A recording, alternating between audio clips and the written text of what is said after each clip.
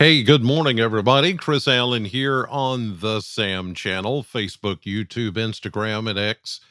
All sponsored by Ace Hardware Marketplace. Getting a little bit of a late start this morning, but there's nothing much going on. Just wanted to bring you up to date here on this Tuesday morning. Not a lot happening. We've got a few clouds that are out there this morning, drifting, just high clouds. Not a big deal. You see that boundary that's just off to the northwest of us. That is going to become a warm front, and that warm front is actually going to help us bring in more of that warm air.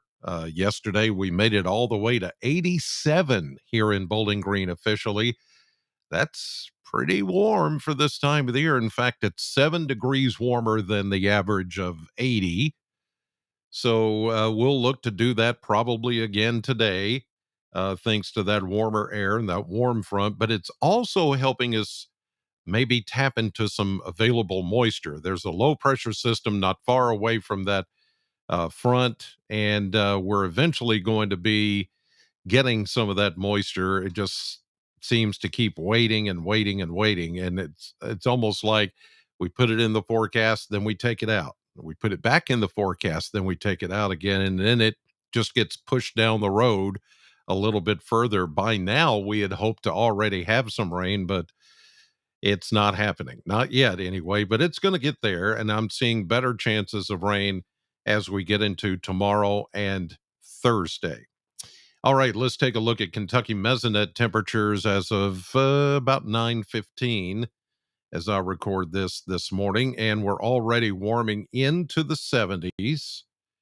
Eh, I've already been outside, been to an appointment this morning, had a doctor's appointment. Everything's good. Um, just had to hit that early on before I did this, so that's why I'm running late on this. But temperatures are running in the 70s. It doesn't feel all that bad. The dew points are not bad either, so it doesn't feel quite muggy. But this afternoon, just like yesterday, it'll feel a little toasty in the afternoon. I like that word toasty. It's appropriate for this time of the year. I think it's late summer, early fall, and we're in the throes of still a warm kind of air mass, and so toasty seems to kind of fit. It works. And it's going to remain toasty not only today but tomorrow. Then we see a change coming toward the latter half of the week when we cool down, and that's when we get some rain.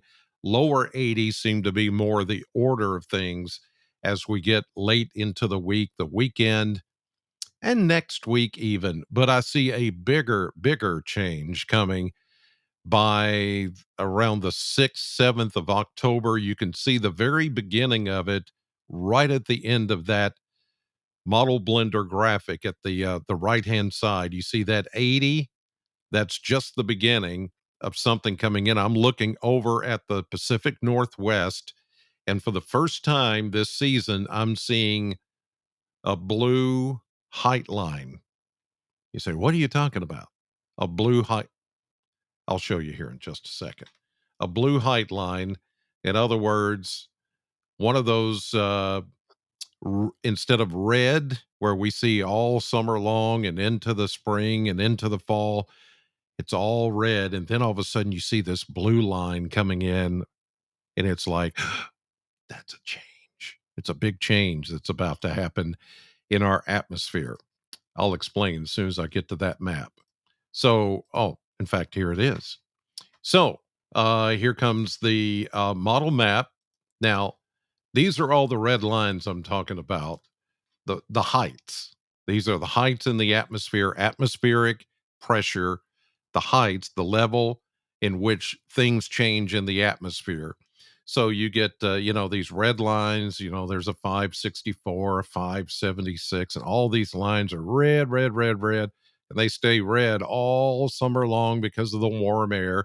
There's an area of low pressure. You can see that there as the pressure drops a little to 558. These are millibars, by the way.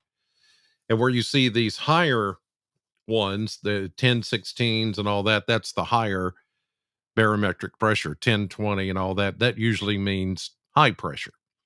Okay, well, off to the west and northwest, there's a big storm that's coming in. You see it right there?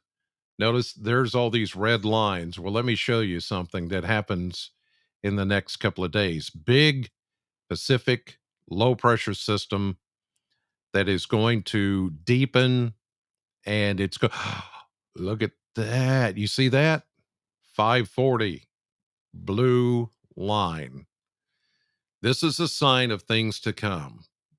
Big trough, big low pressure system, polar air that's going to be driven in later this week, right up there in the Pacific Northwest. And you may be saying, well, so that's up there. But it's the first time that I've seen, looking at a United States map, I've seen that show up.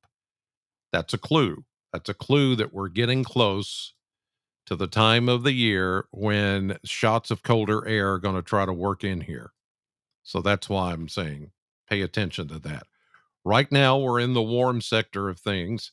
There's our low pressure system, which is supposed to bring us some rain. But as you can see here, it just keeps on sitting there and spinning, and not much is happening here until we get into late tonight and early tomorrow morning. There could be a few spotty showers that try to show up, but based on the way things have been lately, I'm not going to put a guarantee on that.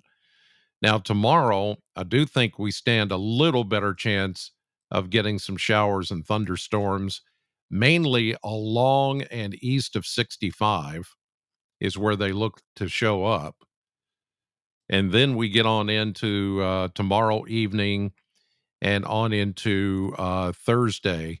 There will be better chances of rain and thunderstorms. Some of this is could be misplaced as far as where it's going to land as far as rain. It could be a little bit further south.